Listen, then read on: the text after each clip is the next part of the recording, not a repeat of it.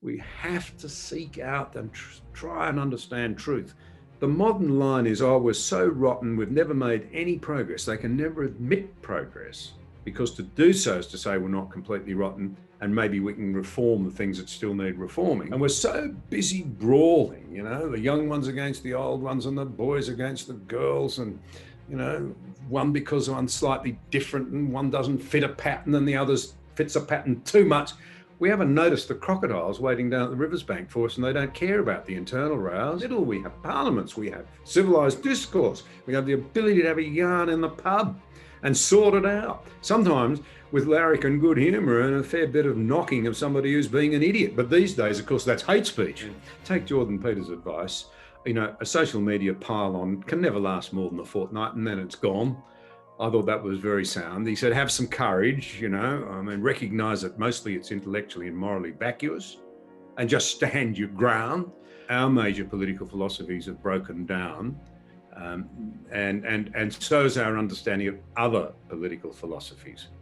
And in particular, we should have always understood the true nature of communism and the idea that the party is all-powerful, that people will give it its loyalty, it will determine what is right and wrong, and there's no peaceful means for removing it or for dividing up its power, as we have in our model. And our model is, of course, designed to recognise our dual nature. As Blaise Pascal put it, every one of us is a combination of glory, magnificence, nobility on the one hand, and we're all capable of unbelievable, mind-boggling selfishness, every one of us. I know I am. And that if you feed your worst angels, we should not be so immodest as to think that political and social and belief theories don't matter. They do, and we should not be so immodest as to think that we can't be poisoned by them.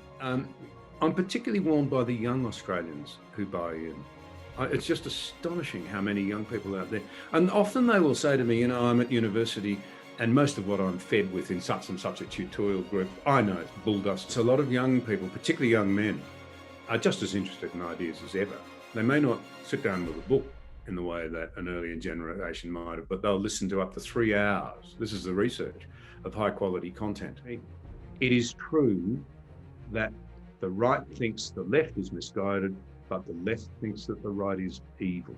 Well, don't meet evil with evil. Meet it with kindness, empathy, an appeal to a better Australia, and make sure you know your stuff. IPA Encounters is a monthly online interview series exclusively for you as an IPA member. Our next guest for IPA Encounters is Sky News host Peter Credlin on Monday the 28th of May.